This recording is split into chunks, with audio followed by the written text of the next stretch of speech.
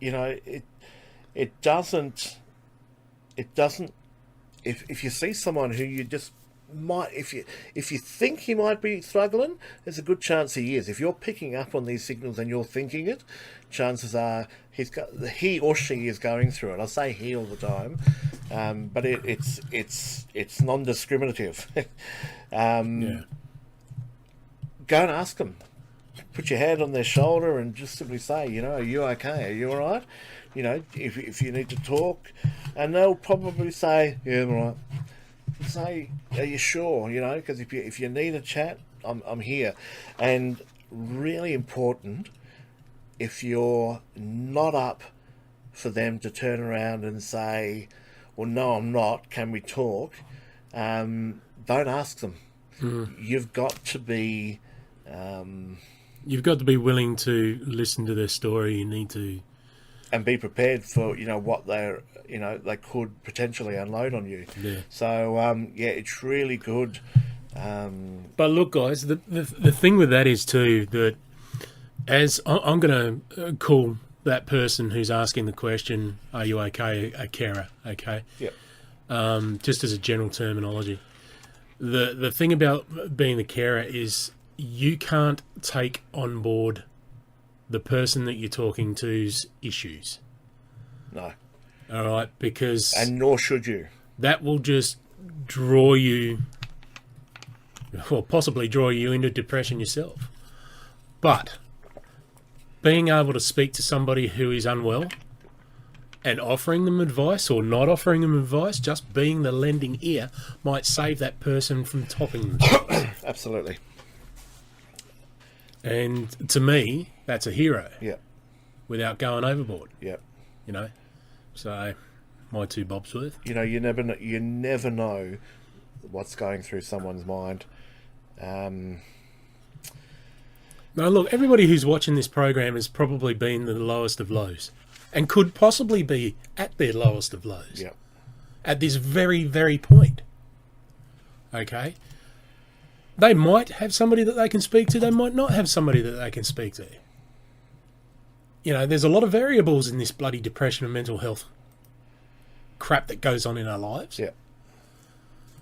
But just having that person there at the right time or on the end of the phone could be the difference between life and death. Yeah. And that's not over-exaggerating. No. That's just the way it is. Yeah.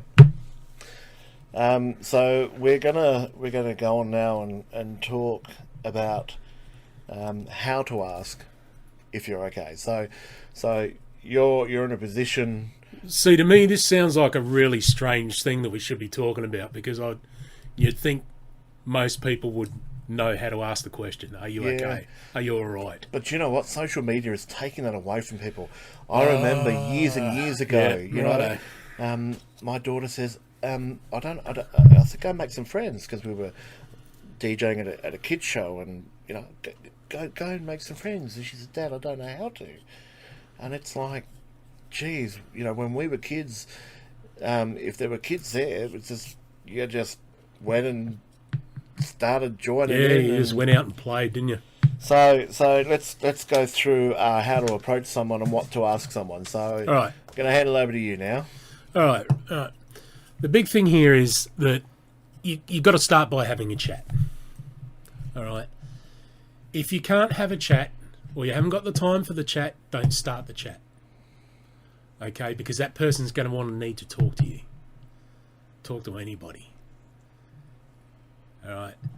If you don't do that, and one thing I will say, though, from somebody who's received carers, people coming to talk to you, if they say more than twice, nah, I'm okay, think about just letting it go for a while. Yeah. All right?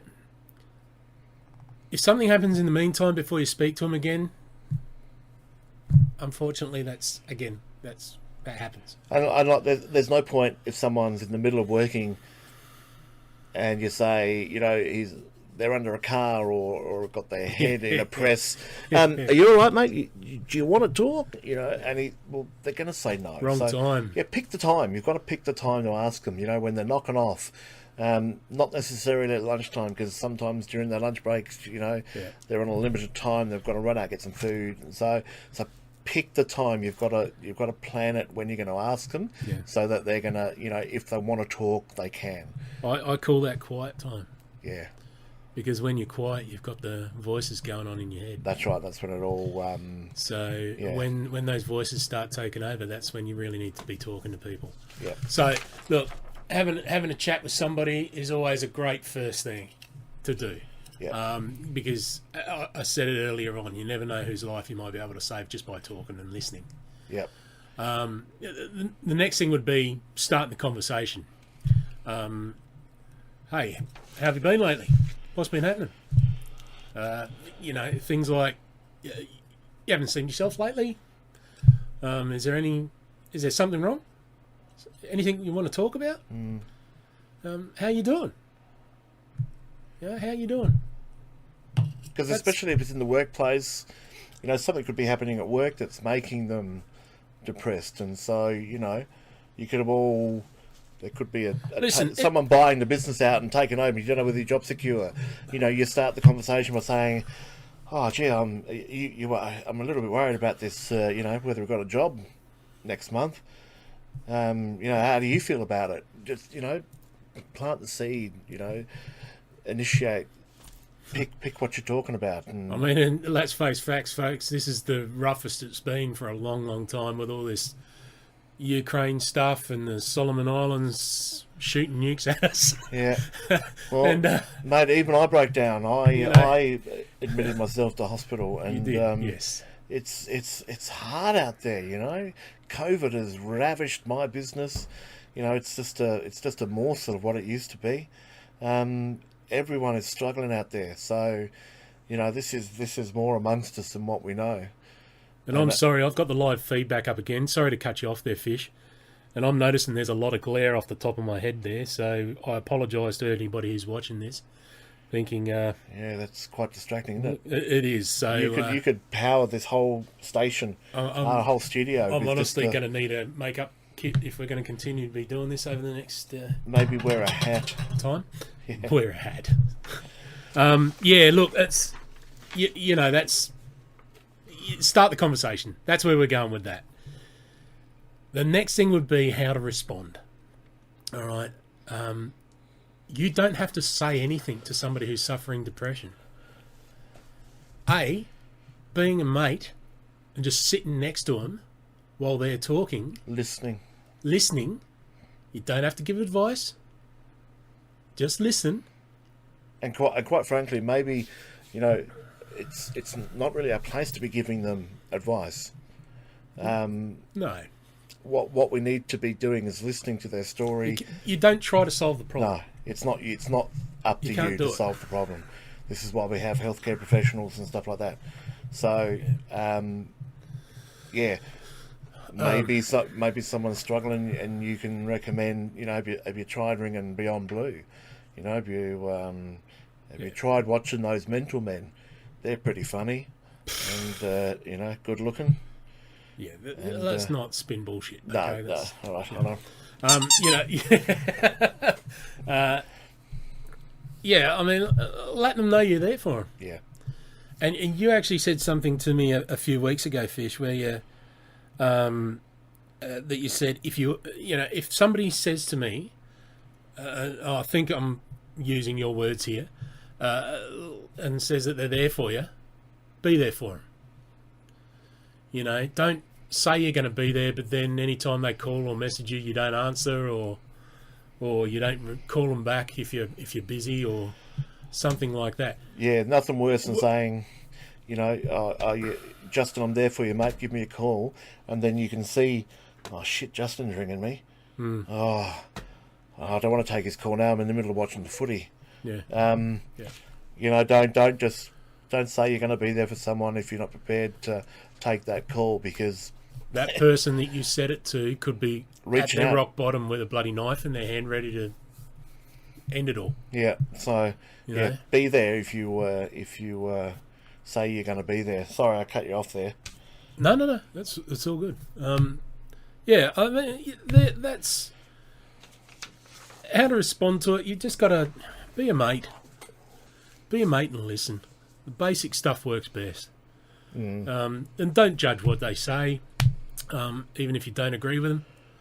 Just let it ride for that one conversation. Yeah, and ask them what's going on for them, and listen, and acknowledge their feelings. And if they say they're not okay, ask them what's going on. Yeah, don't just sit there and nod.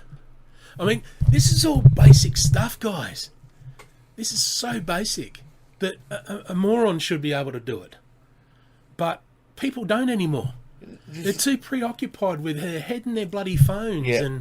And take driving on the streets now. Road rage. Right. The thing is, that car in front of you, or the guy who's about to cut you off and swerve in front of you, you don't know what kind of a day that person's having. Now, they're probably having a really bad day and they're angry. Okay, maybe they shouldn't be driving, but they've got to get to work, or they've got to get to pick the kids up. So they're out there, okay? If someone cuts you off, don't